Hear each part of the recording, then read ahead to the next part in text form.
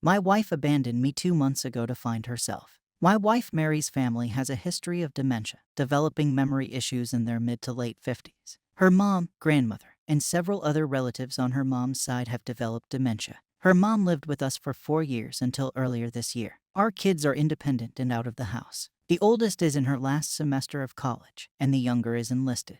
The last 4 years were tough on us, our kids, and our marriage. Living with someone with dementia is brutal. We had talked a lot last year about taking the remaining college funds, our regular savings, selling or renting the house, quitting our jobs, and traveling for a year or until the money runs out. We just had to wait for her mom to move into a home.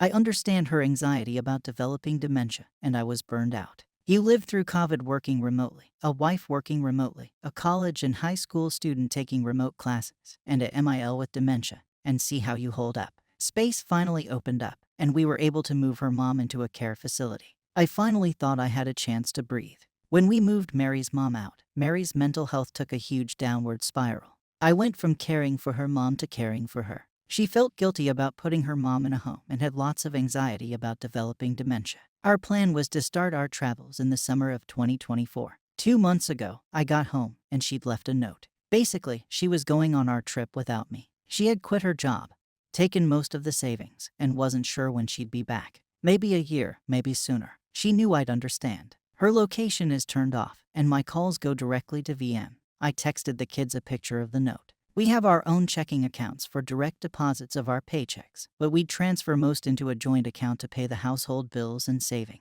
We both had access to the main savings account. We have joint credit cards that we use for household expenses.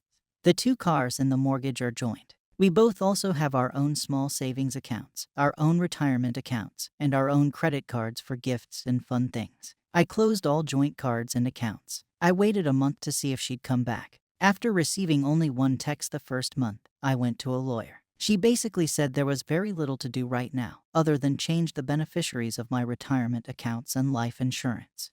My wife gets nothing else if I unalive alone while she's having our adventures. It was only a month, and there was no way to serve her papers. My lawyer advised me to keep paying the mortgage and the cars. The cost of trying to get a judge to approve the sale of joint assets was more than making payments. I didn't want to ruin my credit by letting one of our cars get repossessed, but I can't sell it because she's on the title. I get random texts, and she sporadically posts on Instagram, and of course she has comments turned off. I want to block her so bad, but my lawyer advised me that it's better to maintain a communication channel that's not through our kids. Her last post was from Hawaii. She put in the comments how great a husband I was for letting her take this trip.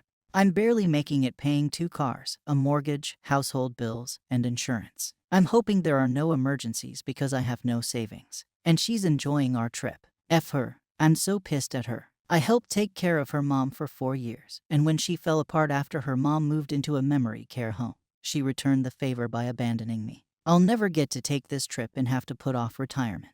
My only solace is that the kids are pissed at her, but they'll probably forgive her eventually. Double F her. I'm no fool, she's hooking up with guys. She looks good, she'll have zero problem getting men. I texted her and asked if she was sleeping around. A week later, she responded that she wasn't. Sure. So, I'm drinking alone on a Friday night, and she's somewhere, probably on a beach, enjoying life. Triple F her. Edit, my lawyer has given me a bunch of advice and options. It was just way more than I could possibly include in this post. I could definitely push the issue harder, and I might need to at some point, but all that work is very expensive. Finding her, serving her, and getting a judge to sign off, that's not cheap. I'm following up soon, and I plan on talking about my savings and my finances. Until I paid all the bills and realized how little was left, it didn't hit me that I had to worry about money. Relevant comments. King of Leprechauns, thanking you for letting her take this trip is basically her saying, when I get through living the single life, I'll be coming back to the comfort and security of married life.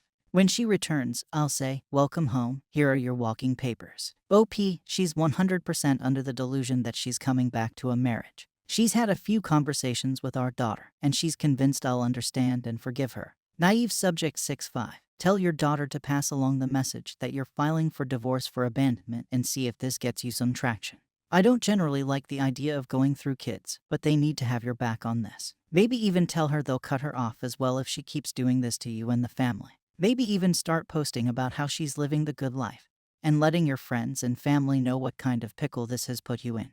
Everyone probably assumes you're on board if you're not purposefully driving the true narrative. OP, she only hears what she wants. I asked her to send me an address to serve her papers. She only told me that we'd work it out when she came home. My daughter tells her all the pain she's causing, but she just says that she only has 5-10 years left until she gets dementia. It's impossible to know if she'll even develop dementia, but shouldn't she be spending this time with her family? Update. An update from my original post. I'm feeling much more positive now that the financial situation has become a little more manageable. Basically, I'm running up debt that will get paid off when I sell the house. Even with lawyer fees, I have 6-8 more months before I have to worry about money, assuming there are no emergencies. My friend's wife gave me some good advice. Don't go from being a hero to a villain in your kids' eyes. How I talk about and treat my wife will determine my future relationship with my kids. I don't give a damn about my wife, but I don't want to make her a sympathetic figure or drive them away from both of us. I followed up with the lawyer. Basically, she said we're going to have her pay back the savings she took through a reduction in her share of the assets. Any division of assets will include the savings she took. She'll also have to repay the money I spent maintaining the household while she was gone. There is plenty of equity in her share of the house, and her retirement plans cover that. She said that our finances are so intertwined after nearly 25 years of marriage that my wife is going to get some share of the assets. The best case is when she agrees to the terms of the divorce, and it's relatively cheap and quick. Otherwise, it gets complicated and expensive. She gave me a lot of options and told me how much I could expect to spend, so I decided to mostly wait. I got a couple of credit cards with promo rates for purchases and transfers. That gives me breathing room, and I can conserve cash. I'll just pay them off when I sell the house. Now that my financial situation is less stressful, I'm actually enjoying her being gone.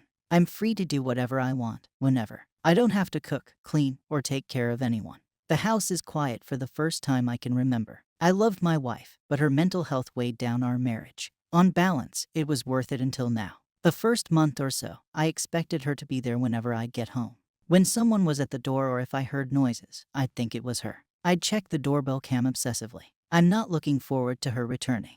It has to happen, but when she comes back, I'll have to deal with her, the divorce, getting the house ready to sell, dividing all our stuff, and finding a new place to live. I'm hoping she'll stay away until after New Year's, but my daughter said she thinks her mom will be home for Christmas. My lawyer will have papers ready to serve her. Hopefully, she'll just agree to the terms and continue her travels. People had some great advice. Renting or selling the house is not really feasible right now since I'd have to fix some stuff and get it ready to sell or rent.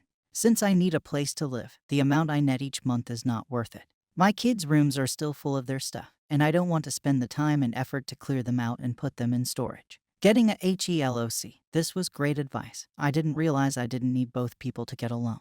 If I need more money, I can go this way. In the short term, the promo rates on the credit cards were cheaper and easier than getting a HELOC. Serving my wife divorce papers or getting a divorce in absentia. This is something I might need to do eventually, but the cost of lawyer fees goes up exponentially in cases like this. I'm comfortable, just waiting for now. Look at the phone bill to see where she's at and possibly going. I did look at her usage and noticed that she doesn't post on social media until after she leaves a place. Like when she posted about Hawaii. She made a call that day that originated in Los Angeles. She posted about a cruise, and I figured out the dates, but it ended a couple of days before she posted. She tried adding international calling to her line, but I blocked it, so she removed her phone from our account.